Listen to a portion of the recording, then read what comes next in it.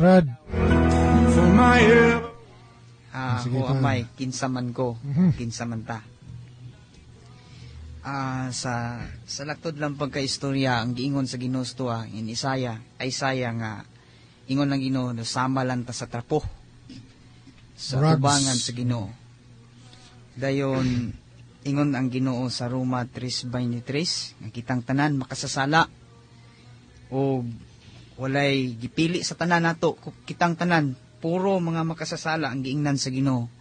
Munang makaingon ta nga kinsa man ta tubangan sa Ginoo. Munang ang kaluoy sa Ginoo, salamat nan sa Ginoo nga taliwala nato nga kinsa ta tubangan sa Ginoo.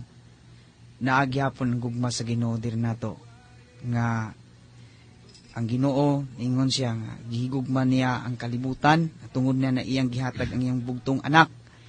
Dili kalibutan na iyang gigugma kung dili kita. Munang ingon na anak kadako ang gugma sa tua nga bisan sa pananaw sa Ginoo kita pinakaubos tungod kay mga makasasala ta. Imagine hinganlan tag usa lamang ka trapo o tungod anak mangginganlan pa yung tag makasasala. Mura to'y akong nasabtan. Murag-murag ipod to siya. Okay? Pass.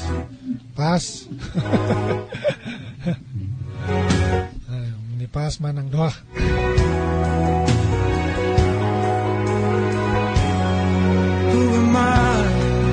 Okay, palaban tani kay ta kami memorize.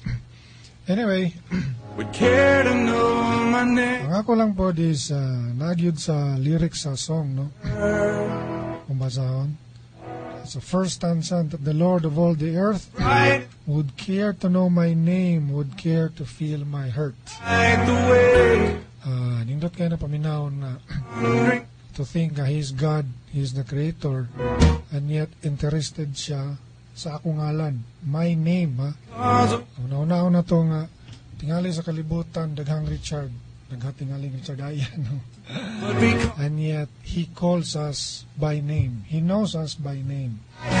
Na yun, kanang sa panahon nga naata sa kasakit, nag-care gid siya, no? Mag-care siya sa tuwa during those times. Another part sa song kaning sa chorus, no? Ang chorus mismo nindot kayo ang message mga igsoon. Nung dire, I am a flower quickly fading, here today and gone tomorrow. So na naman ang bulak, no? Buklad siya and later on wala ra pud siya. Just like sa atong life. Then we are wave tossed in the ocean. Mutag balod nga banda-banda lang. We have vapor in the wind. Mura ra kaning umog. Umog ba ng vapor, Brad? Umog, no? Vapor.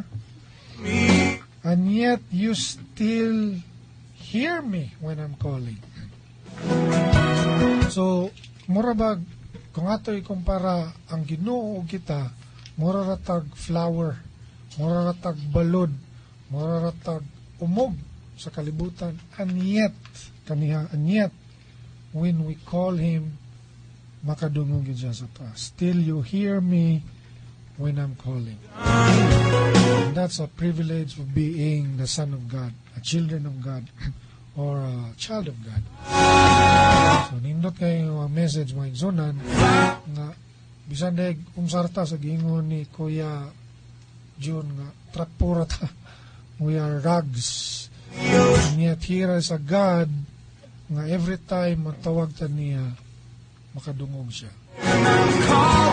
Kana nga kuan kayo no kay sa ato no inon ta lang sa atong family. May isgutan gani. Natay problema, is it always available atong parents? Always ba silang available kung manawag ta sila? Always ba available atong friends kung manawag ta sa atong friends? Doon ra gali na, no? Friends ra god, makabot ra, ma-text ra. Nagi-time nga mabalibad sila. No? Nagi-time nga, unya na dong, unya na, dahi kay, napoyad to, busy pa ko. Unya na, Brad, kay napamayad to, Brad, unya na lang yung problema. gundahasan na diha. No? Ano? Friend na gana. I mean, naano yun na, no?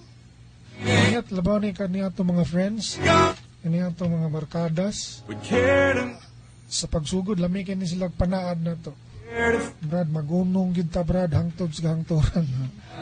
Magkamatay man, Brad, magunong gid ta. Pero sa panahon nga maginanglan ka, aha, bagoy barkada, aha, bagoy friends. Wagi yan, wagi manglingi ni mo. And yet, here is a God so far away, so big, so great, na kita created na niya. Pero every time matawag niya, He will hear us. And that's actually is the, I would say, general message of the song.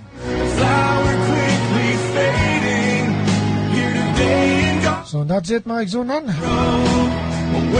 We hope na bisan sa kamubo, sa gamay, sa among tampo, kalabot sa awit, I hope, or we hope na ma-appreciate pa ninyo ang kanta. No?